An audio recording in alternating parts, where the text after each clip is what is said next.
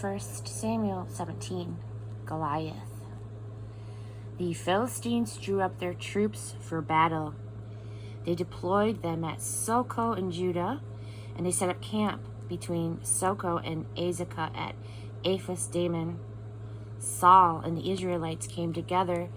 They camped at Oak Valley, and they spread out their troops to battle readiness for the Philistines. The Philistines were on one hill, the Israelites on the opposing hill, with a valley between them. A giant, nearly 10 feet tall, stepped out from the Philistine line into the open. Goliath from Gath. He had a bronze helmet on his head and was dressed in armor, 126 pounds of it. He wore bronze shin guards, and he carried a bronze sword. His spear was like a fence rail. The spear tip alone weighed over 15 pounds. His shield bearer walked ahead of him. Goliath stood there, and he called out to the Israelite troops, "Why bother using your whole army? Am I not Philistine enough for you? And you're all committed to Saul, aren't you? So, pick your best fighter and pit him against me. If he gets the upper hand and kills me, the Philistines will all become your slaves. But if I get the upper hand and kill him, you'll all become our slaves and serve us. I challenge the troops of Israel this day. Give me a man. Let us fight it out together." When Saul and his troops heard the Philistines' challenge, they were terrified and they lost all hope. Enter David. He was the son of Jesse, the Ephrathite from Bethlehem in Judah. Jesse, the father of 8 sons, was himself too old to join Saul's army.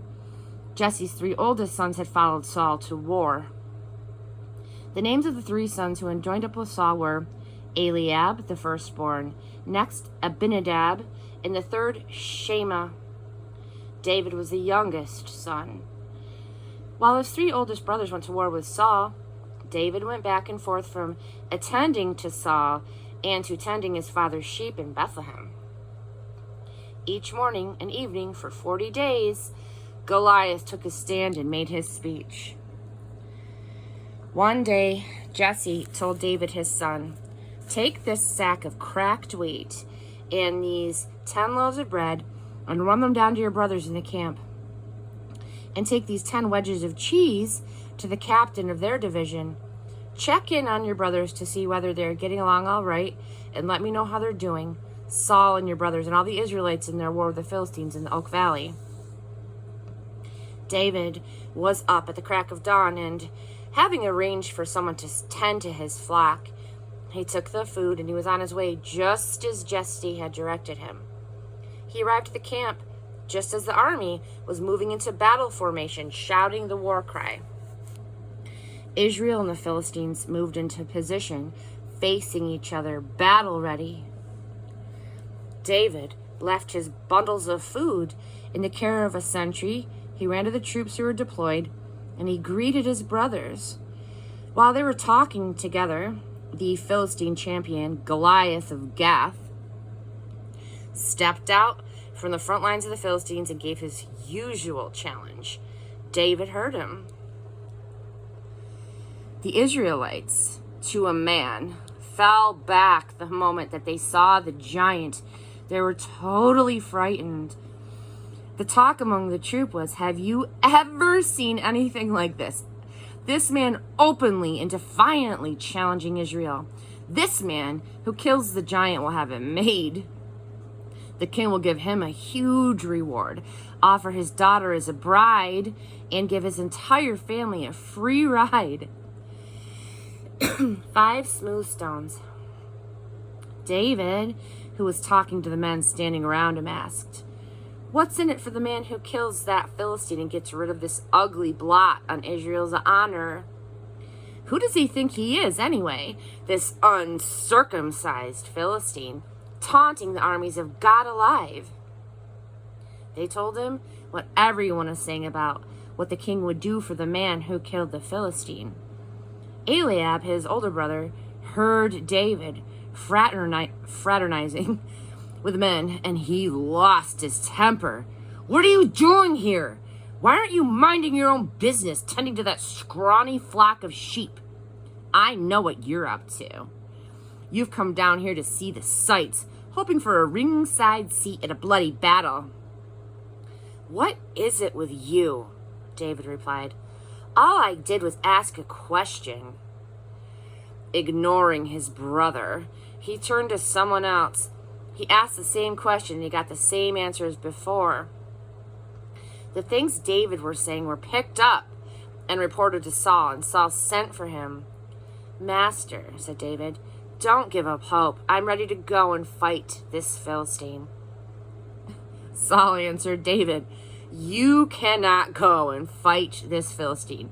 You're too young and you're inexperienced, and he's been at this fighting business since before you were even born." David said, "I have been a shepherd. I'm a shepherd, tending sheep for my father. Whenever a lion or a bear came and took a lamb from the flock, I would go after it. I would knock it down and rescue the lamb. If it turned on me, I would grab it by the throat, wring its neck, and kill it. Lion or bear, it made no difference. I killed it. And I will do the same to this Philistine pig who was taunting the troops of God alive. God, who delivered me from the teeth of the lion and the claws of the bear, will deliver me from this Philistine." Saul said, "Go, and God help you." And then Saul outfitted David as a soldier in armor. He put his bronze helmet on his head, and he belted his sword on him over the armor. David tried to walk, but he could hardly budge. David told Saul, "I can't even move with all this stuff on me. I'm not used to this." And he took it all off. Then David took his shepherd's staff. He selected 5 smooth stones from the brook, and he put them in the pocket of his shepherd's pack. And with his sling in his hand, he approached Goliath. As the Philistine paced back and forth, his shield bearer in front of him, he noticed David. He took one look down on him and sneered, "A mere youngster, apple-cheeked and peach-fuzzed." The Philistine ridiculed David. "Am I a dog that you come after me with a stick?" And he cursed him by his gods. "Come on," said the Philistine. "I'll make roadkill of you for the buzzards. I'll turn you into a tasty morsel for the field mice."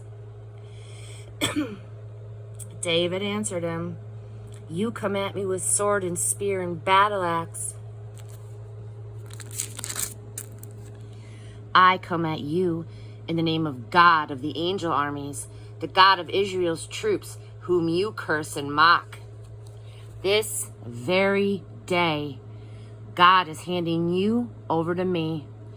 I'm about to kill you, cut off your head, and serve up your body and the bodies of your Philistine buddies to the crows and the coyotes.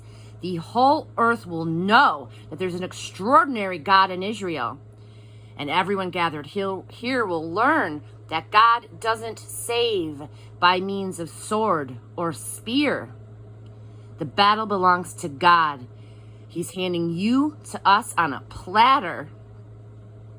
That roused the Philistine, and he started towards David. David took off from the front line, running after the Philistine. David reached into his pocket for a stone, slung it, and he hit the Philistine hard in the forehead, embedding the stone deeply. The Philistine crashed face down in the dirt. And that's how David beat the Philistine, with a sling and a stone. He hit him and he killed him. No sword for David. And then David ran up to the Philistine and stood over him. He pulled the giant's sword from its sheath and he finished the job by cutting off his head. When the Philistines saw that their great champion was dead, they scattered, running for their lives.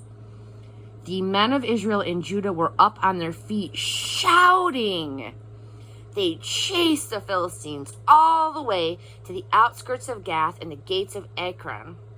Wounded Philistines were strewn along the Shaaraim road all the way to Gath and Ekron. After chasing the Philistines, the Israelites came back and looted their camp. David took the Philistines' head and he brought it to Jerusalem. But the giant's weapons he placed in his own tent. When Saul saw David go out to meet the Philistine, he said to Abner, commander of the army, "Tell me about this young man's family." Abner said, "For the life of me, O king, I don't know." The king said, "Well, find out the lineage of this raw youth." As soon as David came back from killing the Philistine, Abner brought him the Philistine's head, still in his hand, straight to Saul. Saul asked him, "Young man, whose son are you?"